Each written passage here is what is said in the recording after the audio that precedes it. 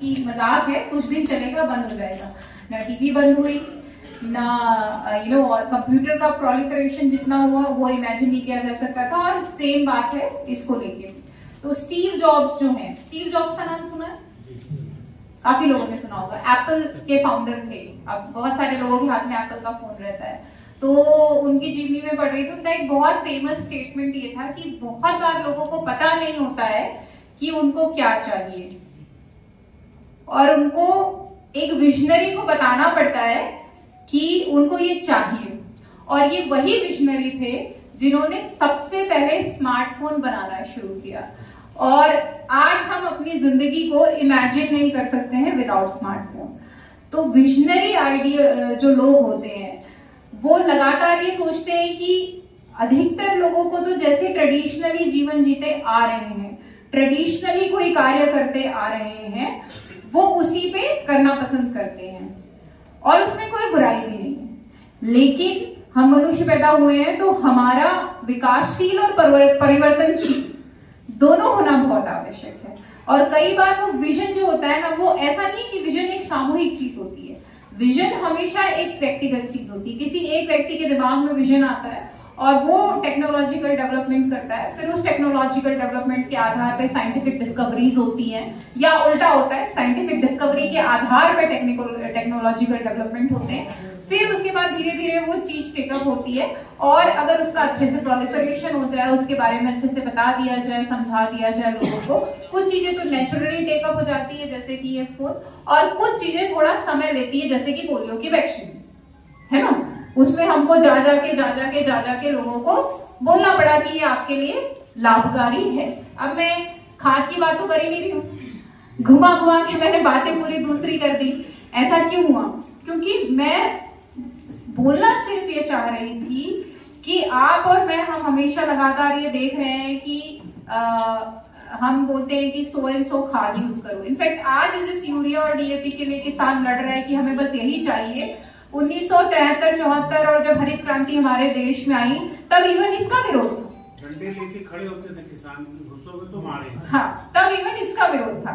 तो अब जो वाली बात आ रही है नैनो के लिए कि किसी ने बैठ के आविष्कार किया, किसी ने बैठ के ये ढूंढा कि धरती पे क्या डालोगे तो बेहतरी आएगी। किसी ने बोला कि भाई सॉइल टेस्टिंग बहुत जरूरी हो गई है, क्योंकि समय के साथ साथ हम लोगों ने अपने कृषि को परिवर्तनशील किया है, जो कि हमारी आवश्यकता भी थी। भाई अगर हम ये सब यूरिया और ये सब चीजें नहीं डालते तो हम इतनी बड़ी पॉपुलेशन को खाना कैसे खिलाते। लेकिन अब समय की आवश्यकता ये पड़ चुकी है कि हम अपनी जमीन को उतना ही दें जितनी की उसकी आवश्यकता है, उतने ही पोषक तत्व दें, किसी चीज की अधिकता ना हो जाए, किसी चीज की कमी भी ना रह जाए। लेकिन ये किसी न किसी विजनरी के थॉट का हिस्सा रहा होगा, जिसपे लगातार हमारे साइंटिस्ट ने, हमारे डिफरेंट कंपनीज ने जाके सॉइल टेस्टिंग की, सॉइल पे एक्सपेरिमेंटेशंस किए, अलग अलग क्रॉप के साथ उस पे एक्सपेरिमेंट किए। उसके बाद जाके वो कुछ कंक्लूजन्स पे आए, उन्होंने कुछ निष्कर्ष निकाले कि भाई हम इतना डालते हैं तो इतना उगता है, इस प्रकार की जमीन में ये कॉम्बिनेशन रहेगा, इस प्रकार की जमीन में ये कॉम्बिनेशन रहेगा। तो ये सब विज्ञान का हिस्सा है। और विज्ञान जब आके बोलता है कि नहीं, अब इस परिवर्तन को थोड़ा सा लाने की आवश्यकता है, और हर परिवर्तन नेचुरली नहीं होता है ना। जैसे कि पोलियो का एग्जांपल दिया, वो नेचुरल नहीं था। इवन आपका खुद का यूरिया और डीएपी नेचुरली लोगों ने टेकअप नहीं किया, स्मार्टफोन लोगों ने नेचुरली टेकअप कर दिया। तो किसी भी चीज की पॉपुलैरिटी क्या होगी वो इस बात पे निर्भर करती है कि उसमें परिवर्तन कितना मुश्किल है। जहां परिवर्तन मुश्किल लगता है वहां पे अच्छी चीज भी टेकअप नहीं होती है, और वहीं पे आपका और हमारा रोल आता है। देखो, मोबाइल को फैलाने के लिए आपका और हमारा रोल आया क्या? नहीं। किसी सरकार ने बोला क्या? आपकी ऐसी कार्यशाला की गई क्या? नहीं, क्योंकि वो नेचुरली इंटरेस्ट के साथ टेकअप हो गया, जबकि महंगा भी था।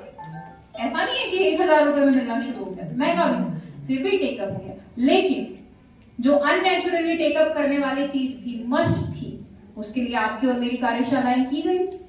चाहे हम पोलियो का एग्जाम्पल ले लें, चाहे इनिशियल यूरिया डीओपी का एग्जाम्पल ले लें, आज की तारीख में भी हम लोग, अभी मैं नरवाई की बात करते फिर हूँ रोज, डीडीए साहब जो है वो रोज मुझे 2 गालियां देके ही सोते हैं है ना।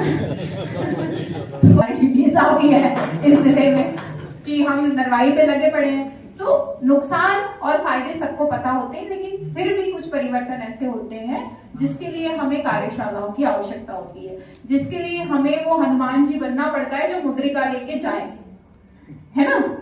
तो वो आप और हम हैं। और कहीं ना कहीं देखा जाए तो फर्टिलाइजर की दुनिया का जो नया परिवर्तन है, चाहे वो नैनो फर्टिलाइजर हो, चाहे वो प्राकृतिक कृषि हो, चाहे वो ऑर्गेनिक कृषि हो, चाहे वो माइक्रो इरिगेशन के साथ की जाने वाली कृषि हो, चाहे वो नरवाई न करते हुए मशीनों के माध्यम से की जाने वाली कृषि हो, किस प्रकार की मशीन का उपयोग करके किस प्रकार की कृषि करनी चाहिए वो कृषि हो, चाहे कौन सा बीज इस्तेमाल करना है, कब हमको क्रॉप को चक्रीय बना देना है, कब हमें द्विफसलीय करना है, ये सारी चीजों की मुद्रिकाएं लेकर लोगों तक पहुंचने की जिम्मेदारी हमारी है।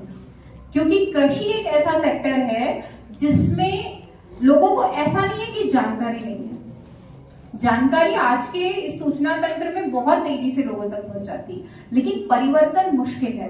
परिवर्तन इसलिए मुश्किल है क्योंकि लोगों की जीवन उससे जुड़ा हुआ है। उनको ये दिखता है कि मेरा अगर आज की तारीख में नुकसान हो गया तो बच्चे की फीस कैसे भरेंगे, मेरा आज की तारीख में नुकसान हो गया, मेरी एक फसल बर्बाद होगी तो कल की फसल कैसे लगेगी, अगले सीजन की फसल कैसे लगेगी, मेरा अगर आज की तारीख में नुकसान हो जाता है तो बेटे बच्चे की शादी कैसे की जाएगी, घर की बीमारी का इलाज कैसे किया जाएगा। तो नुकसान उनका एक सीजन का नुकसान नहीं है, वो बहुत तरीके से जीवन को प्रभावित कर देता है, इसीलिए वो परिवर्तन नहीं करना चाहते। तो ऐसी स्थिति में होता है कि जो मेरा पैटर्न चला आ रहा है, अगर ये आज तक by and large successful pattern है तो मैं इसको क्यों तोड़ूं, है ना। हम अपने दृष्टिकोण से चीजें देखते हैं, कभी कभी हमें ये देखना चाहिए कि उसके दिमाग में क्या चल रहा है, वो क्यों नहीं परिवर्तित कर रहे, जबकि हम 10 साल से सॉइल टेस्टिंग करा रहे हैं, कई साल से हम बोल रहे हैं कि नैनो आ गया, नैनो आ गया, नैनो आ गया, नैनो का उपयोग करो, और भी कई साल से हम प्राकृतिक ऑर्गेनिक दुनिया भर की सारी बातें करें। व्हाई इज इट कि वो लोग उसको टेकअप उतनी तेजी से नहीं कर रहे हैं जितनी तेजी से स्मार्टफोन टेकअप हो गया।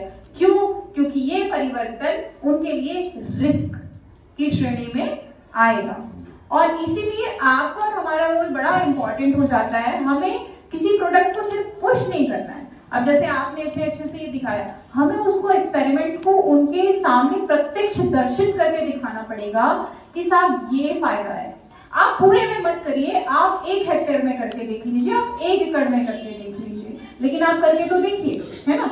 आपसे हम ये नहीं बोल रहे हैं कि आज ही पूरा पलट दो, अपना सिस्टम बदल दो, आज ही पूरा का पूरा मक्का उखाड़ के चना कर लो, nobody is saying that, but धीरे धीरे करके परिवर्तन लाना, और लाने के लिए लोगों को ये लगातार बात करना, सीख देना, ये हमारी जिम्मेदारी है। और इसीलिए कार्यशाला आपके साथ की जा रही है कि आप फिर वो मैसेंजर बने जो अपने क्षेत्र के सभी किसानों के साथ पास ये मैसेज लेके जा पाए कि मिट्टी भाई आपका अगर पूरा जीवन कृषि पे आधारित है, या पूरा जीवन कृषि पे आधारित नहीं भी है पर 50% या उससे अधिक जीवन कृषि पे आधारित है, तो ऐसी परिस्थिति में आज के समुचित लाभ के लिए आप कल को पूरी तरह से समझौते में नहीं डाल सकते हो। आज से आप परिवर्तनशील रहोगे, आज से हमारे साइंटिस्ट के बताए हुए उपायों का इस्तेमाल करोगे, आज से हमारी जितने